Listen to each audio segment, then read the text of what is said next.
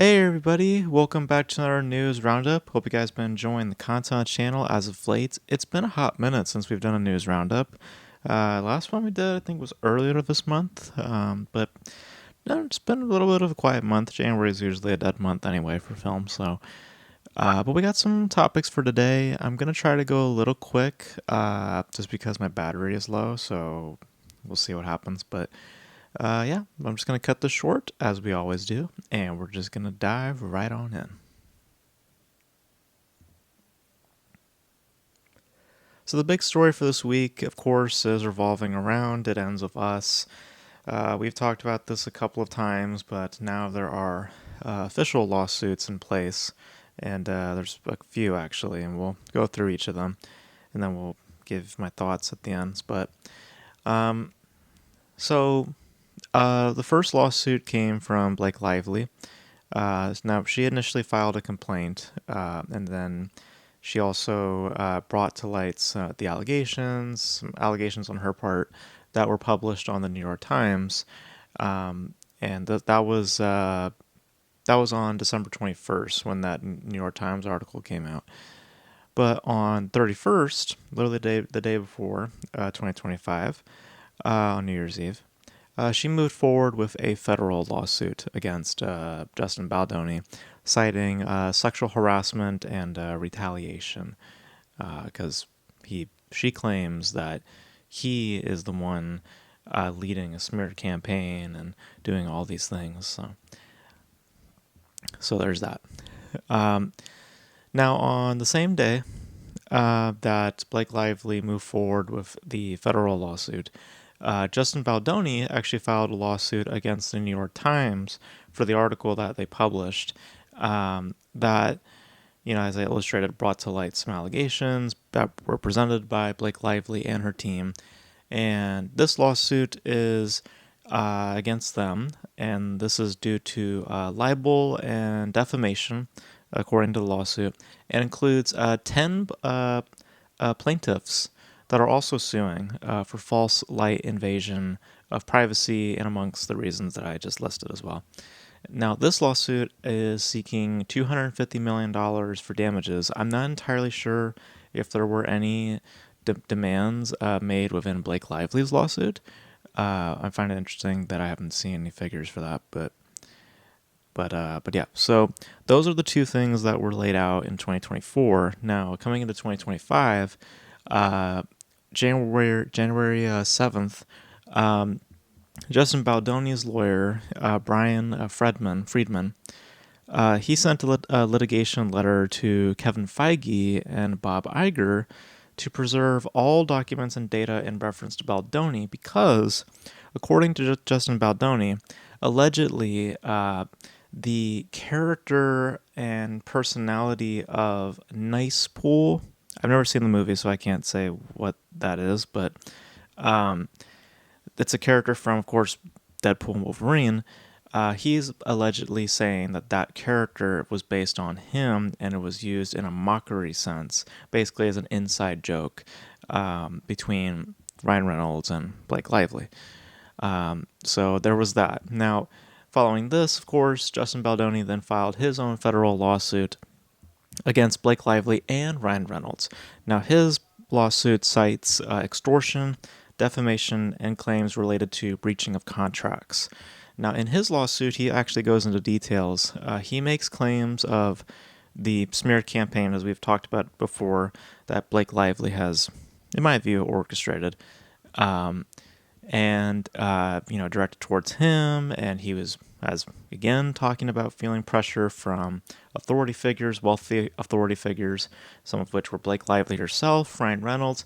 Apparently Taylor Swift was in the mix at some point, and there are messages there that I haven't combed through the lawsuit personally. I've just piecemealed it through articles from reputable sources, but this is what I've been able to gather, so... But this lawsuit is seeking $400 million in damages. So, and Blake Lively, I believe, has responded to this lawsuit as well. Basically playing a victim card, basically, or kind of a gaslighting statement, to be honest with you. But But yeah, that's the meat and potatoes basically of this whole thing right now. Pretty much in the meat of it. Yeah, I mean, we'll see how things play out in court because that's really what is the deciding factor here. Hopefully, they make that a public thing because I would love to, really, I really would love to get all the information. But as I've illustrated before, as I've kind of gone into a lot of detail on this, Baldoni's lawyer is willing to provide context, whereas Lively herself doesn't wish to provide much context. She just is simply refuting his claims, but not wishing to supply any evidence or any further claims. Her lawsuit was not substantial. That just really doesn't. She's just using basically a mercy card, of being a woman in this industry. We've heard this stuff before. And it's not enough to make a case. It's just not. If you've read her complaint, if you've read the article in the New York Times, which we've dissected on this channel, it just does not hold much weight. So, the media power, the media influence, that's made through the interest of the more wealthy, the more powerful, and the more recognizable. Power and influence. That's the stuff that that doesn't come from a guy like Baldoni. It just doesn't. So I have doubts that Baldoni has that ability more than Lively does. I mean, if it comes between the two, who is going to have more of that power? Obviously, it's going to be someone like Blake Lively. And to suggest that Baldoni was leading a smear campaign, listen. I consume film news every day. I look up Variety, Deadline, Hollywood Reporter. I do not recall seeing a massive smear campaign against Blake Lively. I've just seen a couple of articles that illustrated a feud between these two. And, Baldoni got his piece too. It's not like it was just squarely focused on Blake Lively. There was allegations back then about Baldoni, having being a certain way, being, potentially harassment, all this stuff. So, to suggest that Lively was the one getting the hurt, Baldoni was getting some too. So that to me doesn't hold much water because I did not see anything until, of course, her stuff comes out with the complaint, the article, and then all this pouring of support just comes out of nowhere from people like Amber Heard and other things like that. So it's just it's very telling, and I think that most people who have followed this know what's up and they know exactly what's going on. So hopefully they have their day in court and we'll see how this all plays out. Now, I don't know how a sequel is going to play out. I think it will happen based on the results of this case. I think that if they're able to, frankly, cover this up, I think they're just going to move forward with Blake Lively. And I guarantee you that the consequences will probably be selling the rights to the novels. Because apparently the author is not too happy about Baldoni either, because, she probably is not vetted and all this stuff, so who knows. But I'm pretty sure that's going to be the results of this. Because, but yeah, we're in the meat of it, so we'll see how things play out in the future. Maybe later this year we'll find out in a court meeting or in a trial of some sorts. We'll see, but yeah, I look forward to seeing this sheds more light on this subject because I'm more on the side of Baldoni than I am with Blake Lively, just by what we know. So,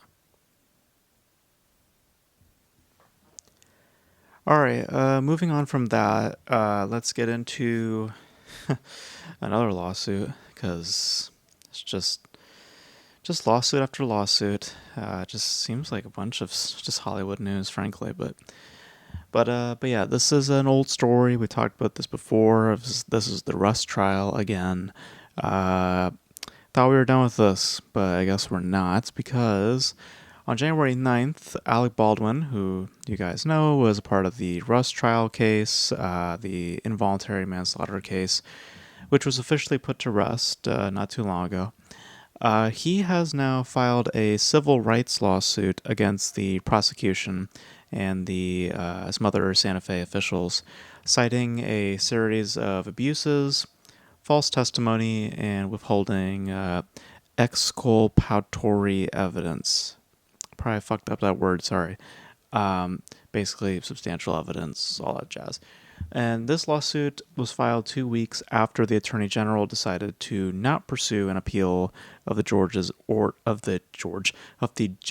order to dismiss the case. So I literally have no idea why Alec Baldwin, in his current position, would want to continue pursuing this case.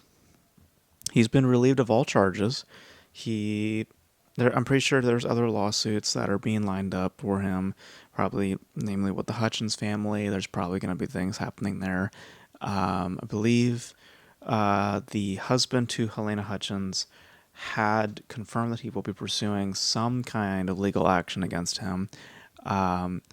So currently, as it stands, he has nothing. He's a free man as it stands.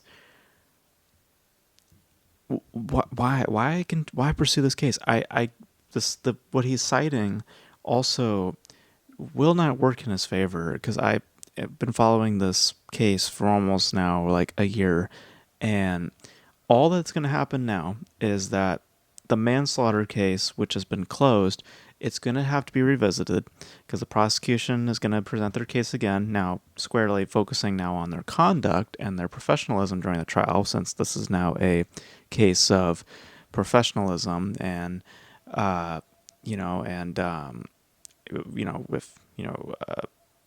presenting testimony and all that sort of stuff. Like, once you open those doors, you are reopening other doors, and likely reopening it to where if the defense wins this case, if they prove their innocence, previous prosecution, and all that jazz, which they should be able to, since there wasn't anything outside of a small discrepancy with certain evidence that then got the whole trial for some reason thrown out.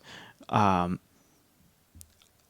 don't see where he believes this is a good idea at all for him. And, obviously I would love for this case to be reopened. The involuntary manslaughter case, I think, should absolutely be revisited with maybe a different prosecution involved. If that was the whole hiccup that was causing this to not move forward, I think I've always found it silly just how this trial just ended. I just thought it was very silly. And this pursuant does not do him any favors at all. I think he should just walk away and just kind of do his thing. But nope, he wants to keep it up. And I really don't see why. I just don't see why. Maybe he, in his mind, truly believes that he was being dicked around. But I have a hard time seeing that, because just remember, guys, the case that is now officially put to rest, that case never got that far. You remember, he was never proven innocent or guilty. The case was tossed due to a technicality. It was based off of a handling of a piece of evidence or a piece of information from the prosecution that ultimately got the entire trial for some reason thrown out because of a lack of integrity or something like that. But again, basically a technicality. And remember, his team, Alec Baldwin's team, wanted the case tossed out for months prior to the trial. They've been even weeks leading up to the trial. I remember reading up articles where they were just constantly trying to get the case thrown out, and the judge would always say, "No, we're gonna do this." And now all of a sudden, just based off of a small technicality, which I understand, in the line of presenting evidence, I get how that could be a big issue. I'm not trying to downplay that. But in the case of what is being discussed, involuntary manslaughter, just take away the involuntary part. It's the manslaughter part. Okay, someone killed someone. Okay? Whether they did it intentionally or not, someone killed someone, right? I don't see where you just toss that out. I just don't see why you toss that out and why the whole case gets dismissed. I think that's ridiculous. I think there was some inside stuff. I think the judge, I don't know if she got paid off or whatever like that. I have no idea. I think there's some stuff behind the scenes that we're not privy to, but I think that there's more to it. than what's been known. So, but because trust me, if that case had gone through, the trial had gone through, he would have been found guilty. I think that he would have been found guilty if once they lay out all of the evidence that was there.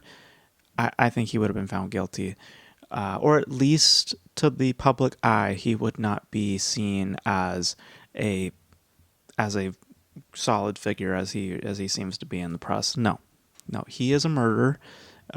He will not admit to the fact that he's a murderer. It'd be different if he did admit to it, right? It'd be different if he admitted, yes, unfortunately, I took this person's life, but it was not intended. Okay, I did not. It was not my intention. The man does not do that. What he does say is, "Oh, I didn't pull the trigger." That's what this man says. That's his excuse for not owning up to the fact that he took a person's life. Not intentionally, but still, that's what happened. Okay? So, it'd be different if it was that.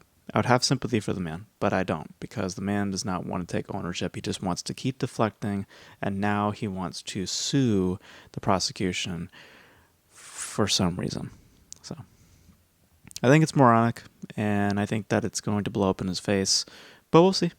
We'll see. Maybe there's more stuff that I'm not privy to, but I really doubt that. But we'll see what happens, and hopefully the prosecution has their day in court as well. So, all right. I want to bring up something since we're going into court proceedings and trials and stuff like that, and let's just talk politics for a second here too. Let's just get into all that stuff. So, this video is being posted, of course, on Inauguration Day. So, of course, we have a new president, old but new president, in Donald Trump. And before the official inauguration actually took place, today, I believe, being the 17th, he made, and this relates to film, don't worry, he made an announcement regarding his picks for his ambassadors, or special envoys, as he's referring to help in shaping a better film industry in Hollywood. So apparently he has appointed 3 ambassadors. Those 3 ambassadors include Sylvester Stallone, Mel Gibson, and Jon Voight. Now, based on a following tweet after the announcement was made, it appears the actors were not even really informed of their new positions or of their new labels, because Mel Gibson indicated in a tweet that he had no idea that this was even happening. So, but just so you guys understand what this whole thing is, this is not because Trump can say what he's going to say, about changing the industry and stuff. And look, you guys know my politics, and I'm not going to get into all that. But talking about what Trump said here in reference to the film industry and how this is going to change things now that these ambassadors are going to go to this and that. For anyone who understands the business side of things, these are very empty statements. What's happening here is that Donald Trump has appointed celebrity supporters, because these are all supporters of his, Stallone, Gibson, Voight, these are all Trump supporters. And what he's done is that he's appointed them to help advocate and assist in spreading his agendas throughout the industry. So it's just voices, voices that he can count on, in terms of that industry. So that's all that this is. That's literally it, because he's not here to change the core functions of how studios unfortunately work nowadays. He's not doing all that. He can say he's probably going to do that, but he's not going to do that, because that's just, he just can't do that.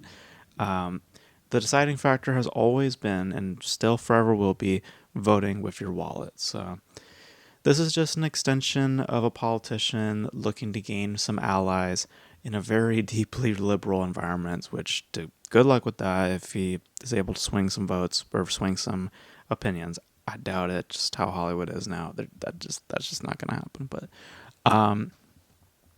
yeah, just so if you're wondering what that was all about, that is nothing really. There's really nothing to that. It's just It's just a politician just doing their political stuff. It's nothing to do with film. So just want to clarify on that. So. Alrighty, we have two trailers for today. Two interesting topics for trailers, so let's get into it. So, first trailer we're going to discuss is for a film called The Alto Knights. Now, we discussed this on the channel in reference to the predictions video that I did, and I said then that it's interesting that we haven't had a trailer yet. Well, now we have a trailer, so now it's called The Alto Knights. So it used to be called Alto Knights. Now it's The Alto Knights. And this stars Robert De Niro in two roles, playing two twins, and Deborah Messing and Cosmo Jarvis also round out the cast. This is being directed by Barry Levinson, who is a notable face. Directed films such as Rain Man, Good Morning Vietnam, and most recently a film called The Survivor, which I did a review on this channel. And I think I liked, if I remember my thoughts on it. This has a release date for March 21st of this year. So I find it very concerning that we're only now seeing footage from this production, because this is coming out fairly soon. So I don't know what that means for the studio if they're not really confident in this product. It's apparently cheap, according to Wikipedia. It appears to be cheap. And as a production also, it seems fairly cheap. But as it stands, I mean, I think it's very disorienting and frankly very self-indulgent when a performer plays dual roles. It's just capitalizing on their name, essentially. It rarely feels purposeful in the gimmick of having an actor play two roles. Very rarely does it seem like does it function well. Last time I saw it work was in a film like Denis Villeneuve's Enemy, when Jake Gyllenhaal played those two roles. But we've seen that done so many times, like recently with Gemini Man, Will Smith playing those two roles. It's just a gimmick. It's just, hey, let's just have the actor in two places at once. It's like, it's not really that interesting to me. And for this, I just feel like it's just a distraction to just really just utilizing it as like a smoke and mirrors thing to me, what appears to be just a very stale story. There's just not much there for me. It just seems like you're very, very run-of-the-mill gangster flick. Like, it just seems like a cliche at this point for De Niro to also be in this genre. I would love to see him in something different. Maybe, hell, try sci-fi. I know it sounds very, very odd in the case of De Niro because of how he is as a performer, but just try something different at this point. We've seen the gangster. We've seen that side of him. I want to see a different side. We've seen the Scorsese flavor of De Niro so many times, and this just seems like a very watered down Scorsese flick. So I don't know. I'm not interested. I'm judging on the timing of the trailer when it was released, being like a month or two out from the movie coming out. I think it's safe to say also that the company itself isn't really that interested either, or has much faith in this project. But yeah, I just think De Niro needs to do something new. Do something new, man. Really, have we seen him do sci-fi film? We probably haven't. It was probably a shitty thing because I don't remember it. But it probably wasn't a noteworthy thing. I don't know, but just something different, man. Just something different, because it's a little tired. The Irishman was kind of the peak, or kind of the last real valuable thing. This just feels just tired and worn out and very outdated. So I guess that's kind of the best word for it. So yeah, not really for me. And the other trailer that we're going to discuss briefly, because we've already talked about this movie already, but seeing another trailer, which kind of had me curious, which is for the film The Monkey. We talked about this before, obviously. This is the Stephen King adaptation with Theo James, Tatiana Maslany, and Elijah Wood, being directed by Osgood Perkins, who you guys may be familiar with the film Longlegs, which came out last year, did very well, and also did a film called Gretel and Hansel.